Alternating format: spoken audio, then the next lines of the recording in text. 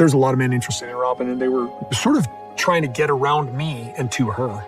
I want to know that God has been my wingman with you and that nobody can take you away. You have no interest in, having a relationship. Now this is an interesting take. The usual narrative is that Robyn drained the family's finances, but what if she was actually framed? Let's break it down. It all started with one of her precious dolls. You know, the ones she insists are not creepy, despite the fact that they probably hold more power than a room full of psychics. Turns out, one of them, the one dressed like a Titanic passenger, is possessed. But not just by any old spirit. No, this doll is home to Robyn's unborn baby's soul. A baby who's decided to wake up one night and start making big moves on Etsy. And guess what? Spoiler alert, it's the doll in the Titanic dress, obviously. What's the little demon spawn's master plan? World domination, obviously. But for now, it's taking out the humans financially and psychologically, one Etsy transaction at a time. So Robyn's stuck with the fallout.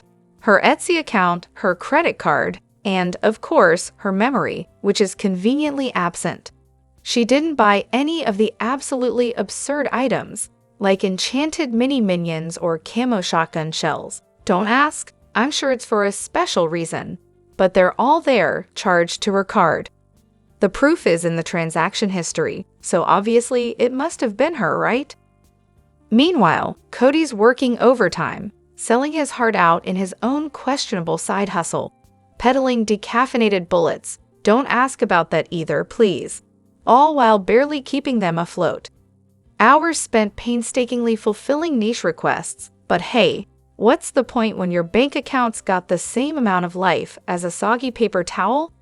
Every day, Robyn's just sitting there, watching her soul evaporate a little more. The woman she was, the one with shiny hopes and dreams, is slipping away. But hey, at least the dolls are thriving, right? The end. And in case you were wondering, yeah, the dolls totally won. We've got so much to dive into today, so let's not waste any time. Let's jump straight into it. Hey everyone, what's up? It's Elena here, and welcome back to my channel Reality Nexus X. Robyn's never one to take the blame, is she? Over the years, we've watched her master the art of denial, denying any involvement in key decisions, refusing to voice an opinion until she's had a chance to privately consult Kody, conveniently forgetting key events, and somehow acting like she had zero say in the major changes that took place. For example, when it came to moving to Flagstaff, she insists it had nothing to do with her. The fact that Dayton was going to school, there was just a quirky coincidence. And when they moved to Vegas, well, she conveniently forgets that her father lives there. But this latest bit, where she believes everything is perfectly balanced financially, that's what really makes my blood boil. Let's break this down. It was they who needed the money from Janelle's house sale to afford the McMansion. But somehow, the money from the sale of her house, the one that brought in the largest profit, was never shared with anyone else. How convenient. She didn't want to buy on camera, but she sure picked a house so ridiculously big that it was clear they wouldn't find a rental that could match it. Then, when Janelle asked her not to drain the funds, Robyn made sure to tell on her, but conveniently rewrote the story to make it seem like she only agreed with Janelle to appease Kody. Nice try, but it doesn't hold up. Now, are we really expected to believe that Kody is the one who made all the extravagant purchases we've seen? Are we supposed to pretend Kody was the mastermind behind all the fancy dolls, the overpriced decor, the endless figurines, and holiday knickknacks? Was Kody the one who bought all those expensive clothes and dishes? Is Robyn really going to deny ever touching the family funds or having any access to them?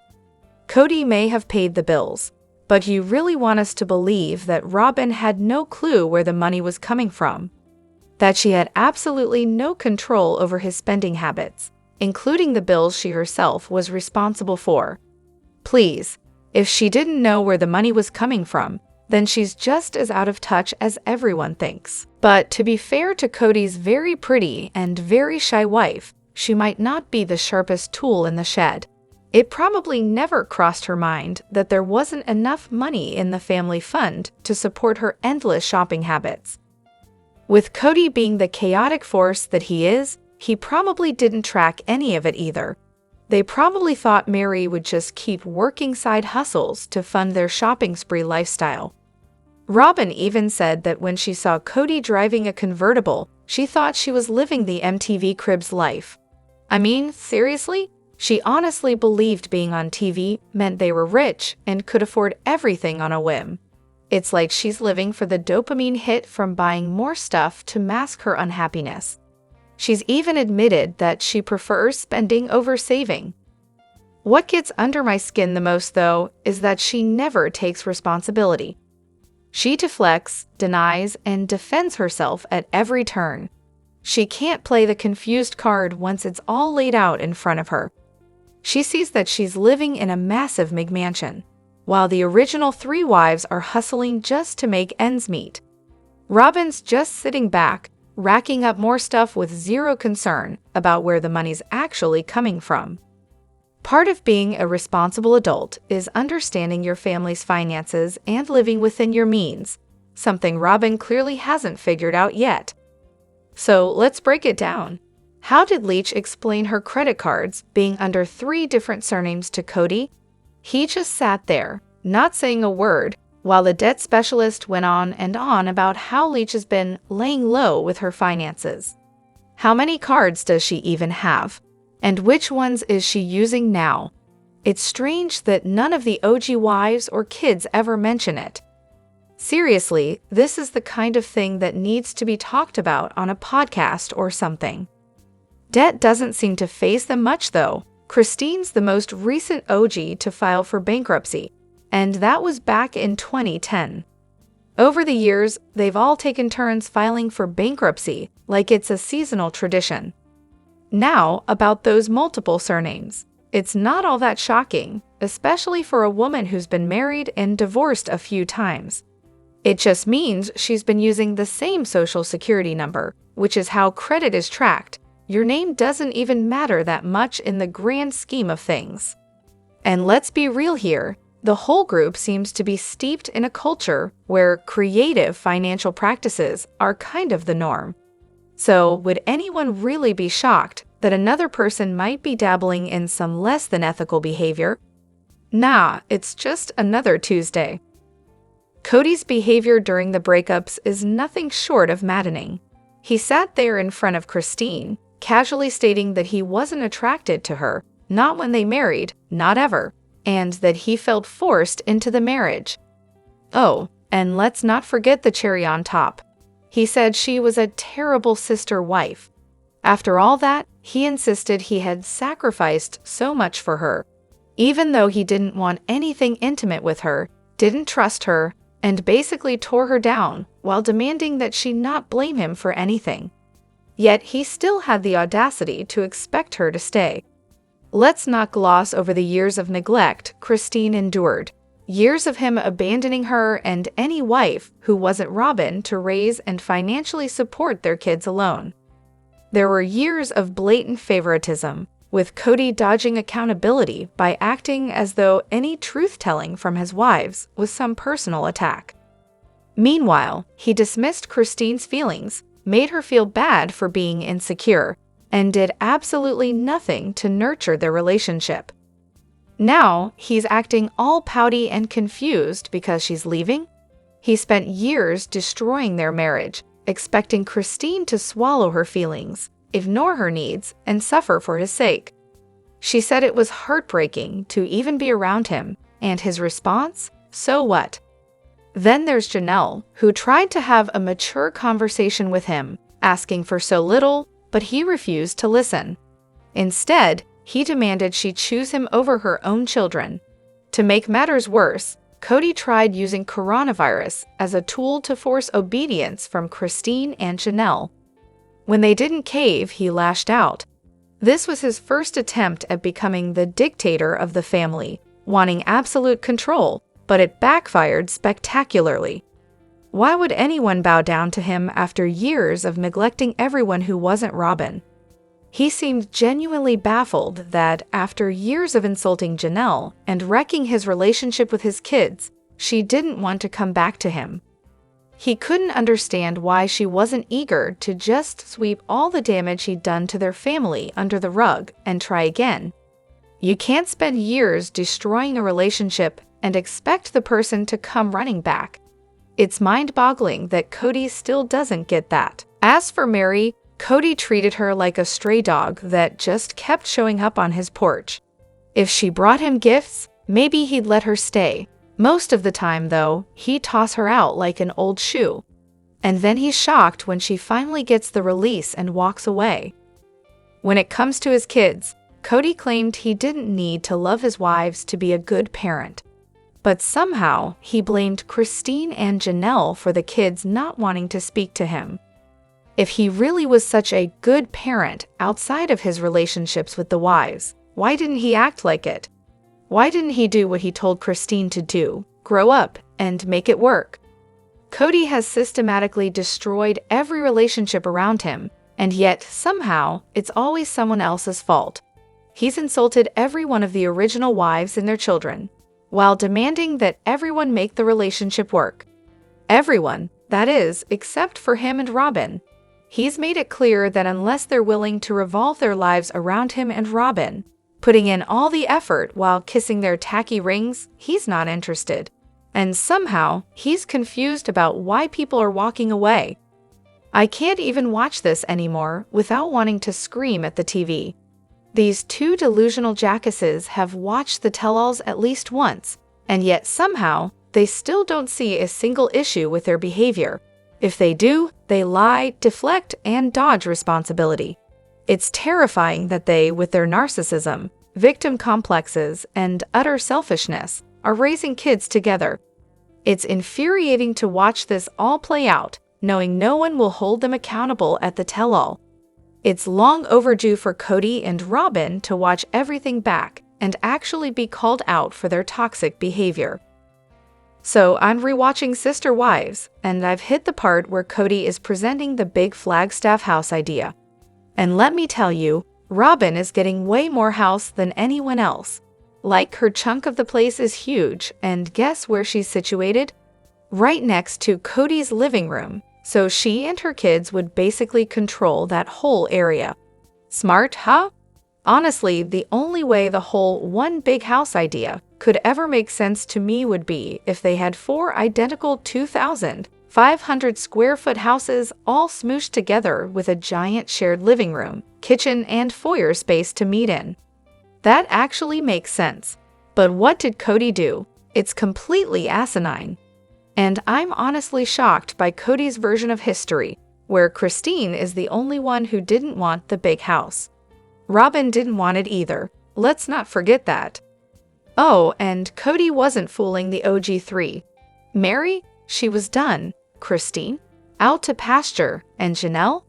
Well, Janelle was cool with the whole situation. She wasn't exactly in love with Kody, but she didn't mind seeing him every couple of days, maybe even once a week. She was fine with that. I think Janelle just liked doing her own thing. She wasn't obsessed with Kody, but she was okay with him getting around to her occasionally. You know, like best friend stuff. I just wonder what they talked about, how great the sex was, maybe. Good question.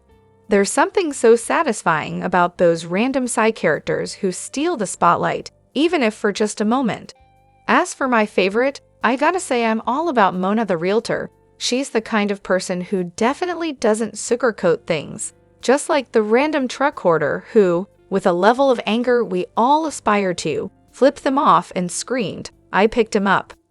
That's the level of unfiltered chaos we all secretly crave, right? Then, of course, there's the crew of high school friends in Wyoming who, without skipping a beat, all came to the same consensus.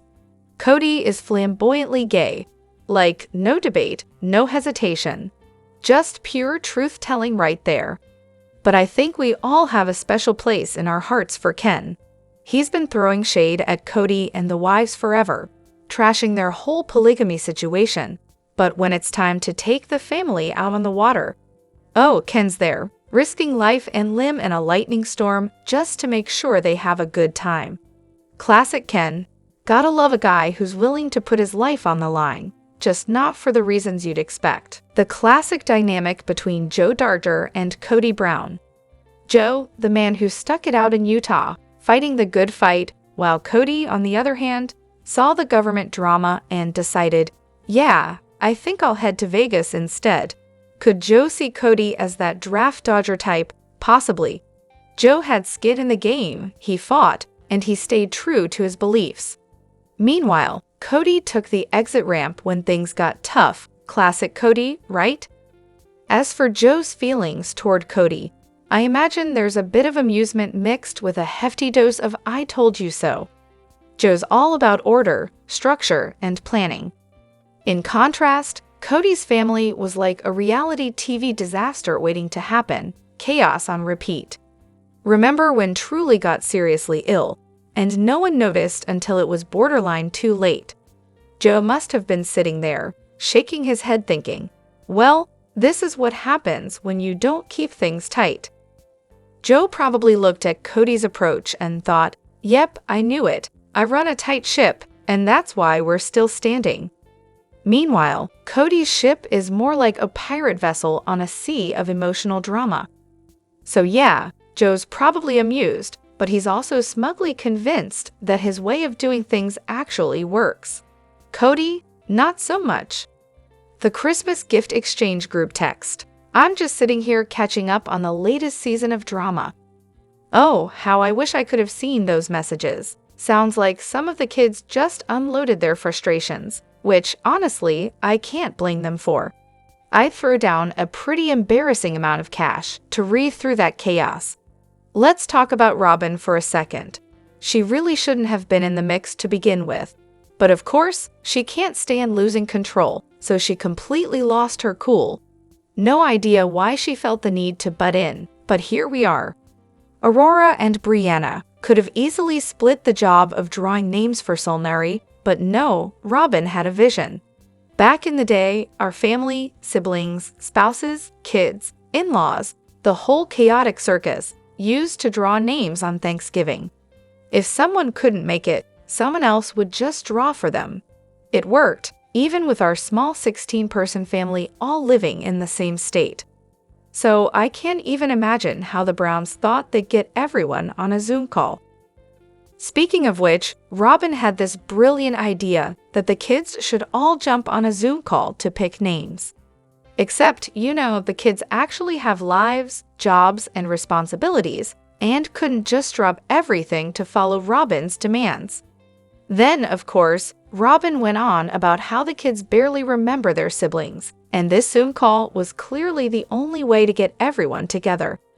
Gwen made a joke about the moms competing for something. Don't remember the details, but it was probably funny, which, unsurprisingly, Robyn did not find amusing. So naturally, Robyn felt victimized because the adult kids weren't exactly falling in line with her little plan. Classic Robyn.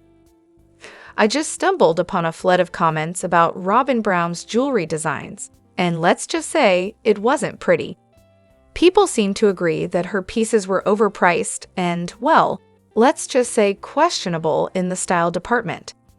But hey, I've got the perfect business idea for her, crying dolls. Seriously, there are so many different types of dolls out there these days. They cry, they talk, they wet themselves. It's like a whole new world of playtime drama. Imagine a Robyn doll with those signature sperm-shaped eyebrows. What a collectible, right? But why stop there? I've got another gem of an idea, a Kody doll. Picture this, ramen noodle curls, gloves, a sun visor hat, sunglasses, and, oh, a chainsaw. Because why not throw in some power tools for good measure? Let me know what you think in the comments. Don't forget to hit that like button and subscribe to my channel. I'll see you in the next video. Take care and much love to you all.